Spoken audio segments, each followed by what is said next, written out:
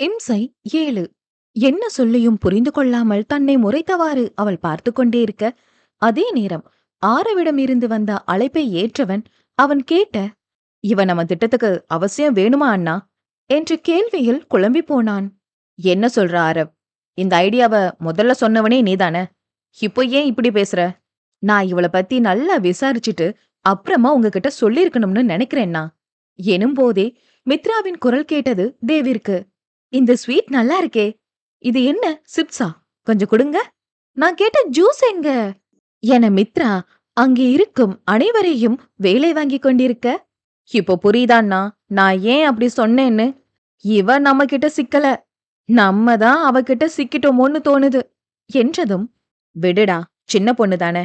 "யாரு இவளா? அட நீங்க வேற. வந்ததுல இருந்து என்ன வேலைக்கார மாதிரி நடத்துறா. வார்த்தைக்கு வார்த்தை டா போட்டு பேசுறா. நம்மளே இவள போக சொன்னாலும் போக மாட்டா போல தெரியுது." என்றவனுக்கு பின்பு தேஜுவின் நினைவு வர, "அண்ணி எப்படி இருக்காங்க? உங்க மேல ஏதும் கோபப்பட்டாங்களா? உங்கள ஏத்துக்கிட்டாங்களான்னா?" என்றதும் சலிப்புடன், "இல்லடா, எவ்வளவு சொன்னாலும் புரிஞ்சுக்க மாட்டேன்றா. எங்க என்ன விட்டு போயிடுவாளோன்னு பயமா இருக்குடா ஆரவ்" என்றான் தேவ்.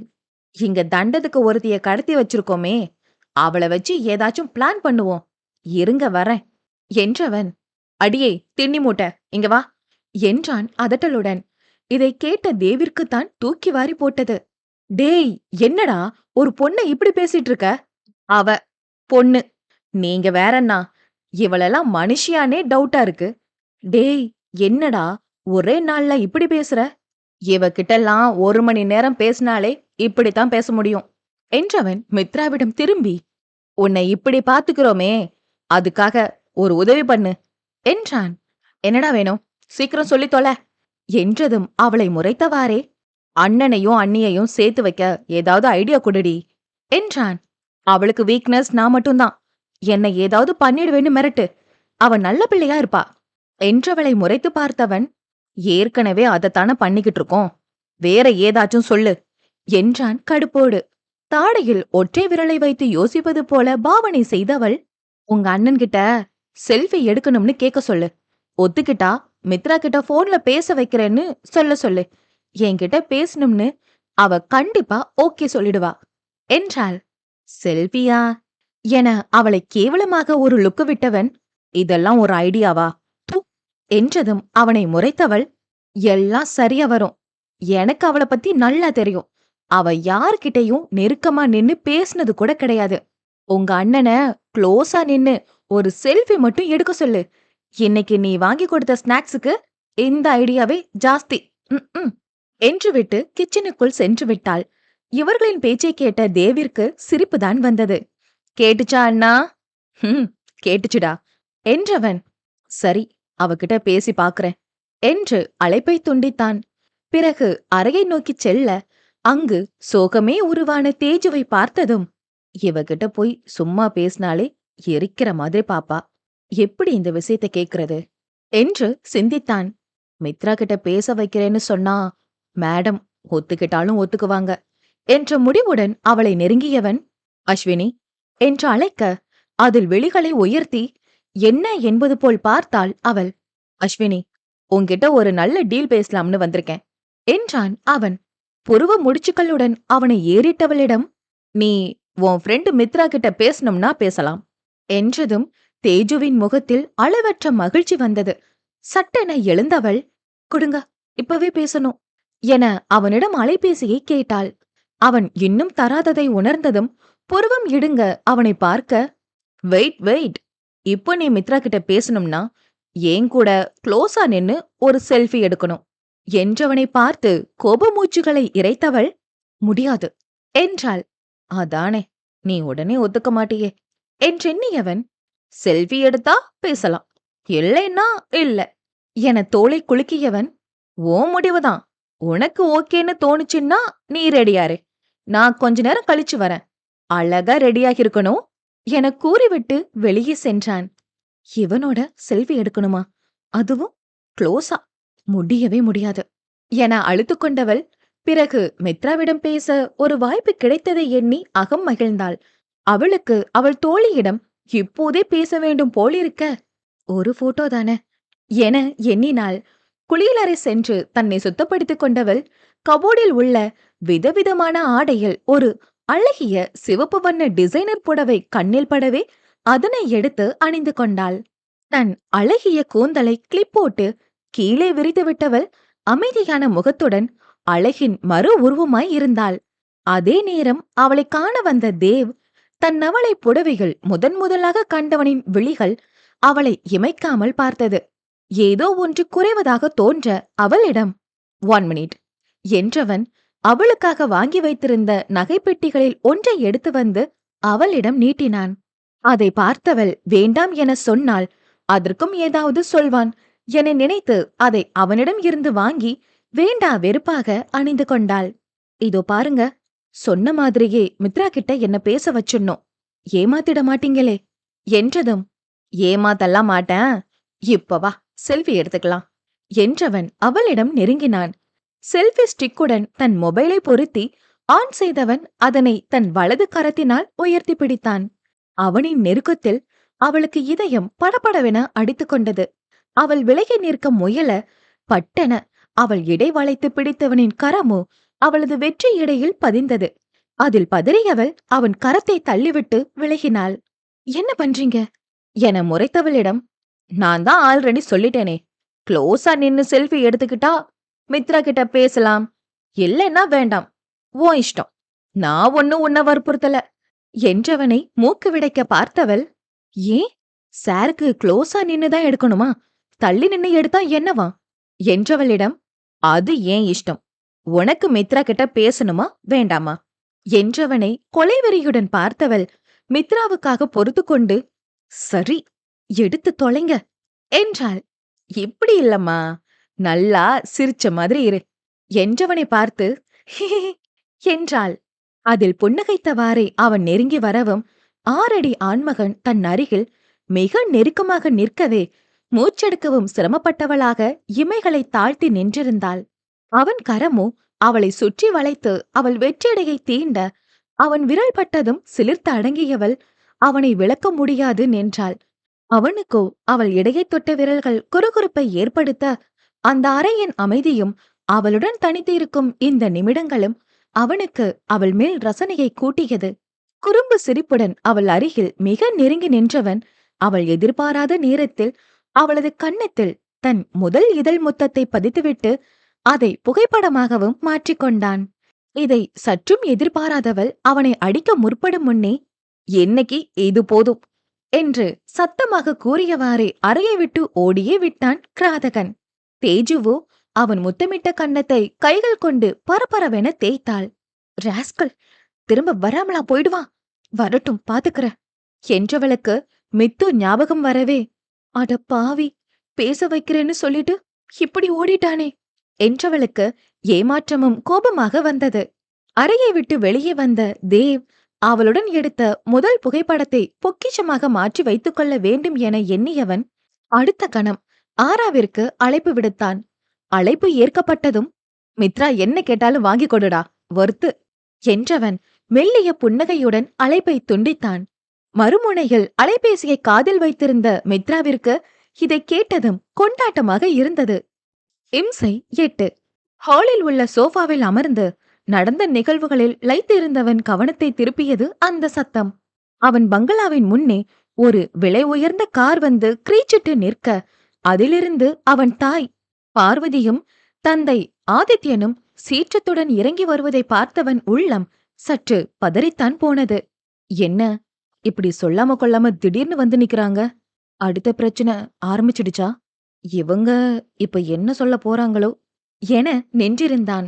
வாயிலின் உள்ளே நுழையும் போதே அவன் தாய் கோபமாக, தேவ், என்ன பண்ணி வச்சிருக்க நீ, அந்த பொண்ணு எங்க என்று கேட்டுக்கொண்டே உள்ளே வந்தவர் அவன் முன்பு கோபமாக நின்றிருந்தார். அருகில் இருந்த வேலையாட்களை அவன் பார்வையாலேயே போகும்படி கூற அவர்கள் அனைவரும் அவ்விடத்தை விட்டு வெளியேறினர். மாம், கொஞ்சம் பொறுமையா பேசுங்க என்றான். அதில் கடுப்பான அவனின் தந்தையோ, நீ பண்ணி வச்சிருக்க வேலைக்கு உன்கிட்ட பொறுமையா வேற பேசணுமா தேவ், உனக்கு அந்த பொண்ண பிடிச்சிருந்தா நீ எங்க கிட்ட தானே சொல்லிருக்கணும், இப்படி எங்க கிட்ட கூட சொல்லாம கல்யாணம் பண்ண வேண்டிய அவசியம் என்ன என்றார். அதில் என்ன சொல்வதென்று தெரியாமல் நின்றிருந்தவன் ஏதோ சமாளிக்கும் விதமாக, அவளுக்கு சர்ப்ரைஸ் கொடுக்கலாம்னு தோணுச்சு. அதான் திடீர்னு பண்ணிக்கிட்டேன் என்று மொக்கை காரணத்தை அவன் கூற, அவன் தந்தையோ அதில் கொதித்தெழுந்தவர், உனக்கு எல்லாமே ஈஸியா போயிடுச்சா தேவ்? நம்ம வீட்ல முதல் கல்யாணம் இது. எவ்வளவு கிராண்டா பண்ணலாம்னு நினைச்சிருந்தோம் தெரியுமா? உன்கிட்ட இத நாங்க எதிர்பார்க்கவே இல்ல. உனக்கு அந்த பொண்ண தான் பிடிச்சிருக்குன்னு சொன்னா நாங்க என்ன வேண்டாம்னா சொல்லப் போறோம்? என்றதும் தான் இவனுக்கு நிம்மதி பெருமூச்சு வந்தது. அவனது அன்னையோ, ஆனா எனக்கு என்ன புரியலன்னா, அவன் ஏன் மயங்கி விழுந்தா? என்ன ஆச்சு? எனக் கேட்டார். இவனுக்கு வந்த நிம்மதி திரும்ப போனது போல் ஆகிவிட்டது. ஏனெனில் இவனுக்குத்தான் அவன் அன்னையைப் பற்றி நன்றாக தெரியும் அல்லவா? அவர் காதலுக்கு எதிரானவர் அல்ல. இருவர் மனமும் ஒத்துப்போய் நடக்கும் திருமணம்தான் சிறந்த திருமணம் என்று நினைப்பவர். ஆனால் தன் மகன் இப்படி ஒரு பெண்ணை விருப்பம் இல்லாமல் திருமணம் செய்தது தெரிய வந்தால் அவரே தேஜுவை இங்கிருந்து அனுப்பிவிடுவார் என்பது நிச்சயம். தேவிற்கு அவன் தாய் தந்தையிடம் பயம் இல்லை. ஆனால் நிறைய மரியாதை உண்டு. எங்கே தன்னையும் அவளையும் பிரித்து விடுவார்களோ என்று அஞ்சியவனுக்கு உண்மையை கூற மனம் வரவில்லை. "அ, அது அது வந்து மாம், நான் ஸ்டேஜ்ல வச்சு அவள மேரேஜ் பண்ணிப்பேன்னு அவ எதிர்பார்க்கல. சர்ப்ரைஸா பண்ணலாம்னு நினைச்சேன். ஆனா அவ ஓவர் சர்ப்ரைஸ் ஆகி அதிர்ச்சியில மயங்கிட்டா.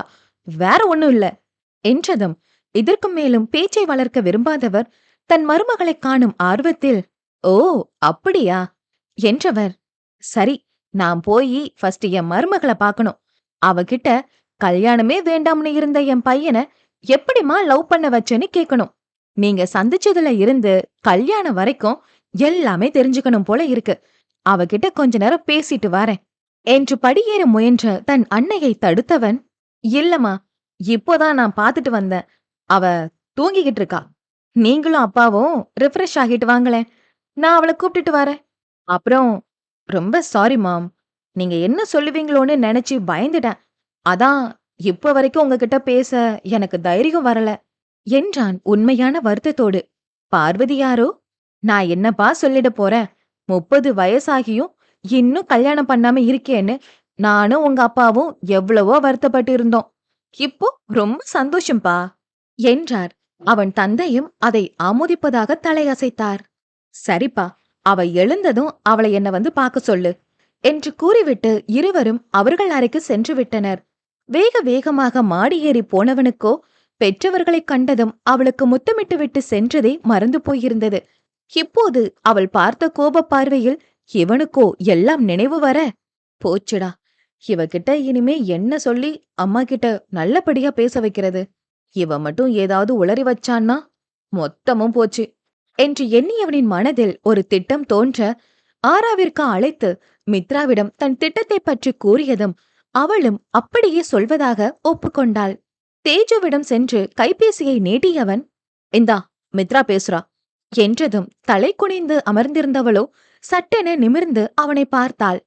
"உண்மையாவா? கொடுங்க" என்று அவன் கையில் வைத்திருந்த போனை வெடுக்கென்று பிடுங்கியவள், மித்ராவிற்கு என்ன நடந்ததோ, அவள் எப்படி இருக்கிறாளோ என்று பரிதவித்தவள், "மித்து, மித்து, எப்படி இருக்க? எங்கடி இருக்க?" என கதறினாள். மித்ராவோ சோர்ந்து போன குரலில், "தேஜு, நான் ரொம்ப டயர்டா இருக்கேன்டி. இங்க என்ன பட்னி போட்டு கொடுமைப்படுத்துறாங்க.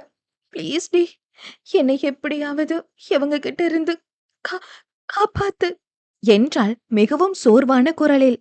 அதைக் கேட்ட தேஜுவிற்கோ மனம் வெடவெடத்து போனது. "அச்சோ, மித்து, என்ன ஆச்சு? நீ இப்போ எங்க இருக்க?" என்றதும், "எனக்கு தெரியல தேஜு, ஒண்ணுமே தெரியல. இடமே ரொம்ப இருட்டா அமைதியா இருக்கு. கை காலெல்லாம் கட்டி போட்டு வச்சிருக்காங்க. நீ பத்திரமா இருக்கியா? எனக்கு உன்னை நினைச்சு தாண்டி பயமா இருக்கு" என்றவளிடம், "எனக்கு ஒண்ணும் இல்ல, நீ பயப்படாத. உன்னையும் கூடிய சீக்கிரமே காப்பாத்தி கூட்டிட்டு வந்துடுவ" என பேசிக் கொண்டிருக்கும் போதே பட்டென போனை வாங்கி கட் செய்தான் தேவ். அழுகையும் கோபமும் வெறியுமாக அவனை நோக்கியவள், "இப்போ உங்களுக்கு என்னதான் வேணும்? ஏன் இப்படி எங்களை கொடுமைப்படுத்துறீங்க?" என்றாள் தாளாத கோபத்தோடு. "கீழ எங்க அப்பாவும் அம்மாவும் வந்திருக்காங்க. அவங்க கிட்ட நானும் நீயும் லவ் பண்ணி கல்யாணம் பண்ணிக்கிட்டதா நீ சொல்லணும்" என்றான். அவனை வெட்டவா குத்தவா என பார்த்தவள், உங்க மேல எனக்கு லவ்வா? அது இந்த ஜென்மத்துல நடக்காது என்றாள். அதில் சிறிதே புன்னகைத்தவாறு, அதெல்லாம் நடக்கும், எனக்கு நம்பிக்கை இருக்கு. இப்போ நீ வந்து என் அப்பா அம்மா கிட்ட நம்ம விரும்பிதான் கல்யாணம் பண்ணிக்கிட்ட மாதிரி பேசணும். நீ பேசுவ. இல்லனா மித்ரா அங்க நிம்மதியா இருக்க மாட்டாளே. இன்னும் உனக்கு 10 நிமிஷம் தான் டைம். அதுக்குள்ள உன் முகத்த சிரிச்ச மாதிரி வச்சுக்கிட்டு கீழ இறங்கி வர என்றவன் அந்த அறையை விட்டு வெளியேறினான். அவளுக்கு கத்தி கதறி ஓவென அழ வேண்டும் போல இருந்தது.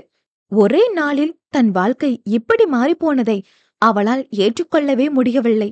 எல்லாவற்றிற்கும் மேலாக மித்ராவிடம் பேசியதில் இருந்து அவளுக்கு என்ன ஆனதோ ஏதானதோ என்ற எண்ணங்கள் வேறு அவளை போட்டு வதைக்க செய்வதறியாது துடித்துப் போனாள். கன்னத்தில் வழிந்த கண்ணீரை துடைத்தவள் ஏதோ முடிவெடுத்தவளாக, உன்னை எப்படியாவது கண்டுபிடிச்சிடுவேன் மித்து. நீ கவலைப்படாத. சீக்கிரமே நான் உன்னை தேடி வந்துடுவேண்டி என திண்ணமாக முடிவெடுத்துக் கொண்டாள்.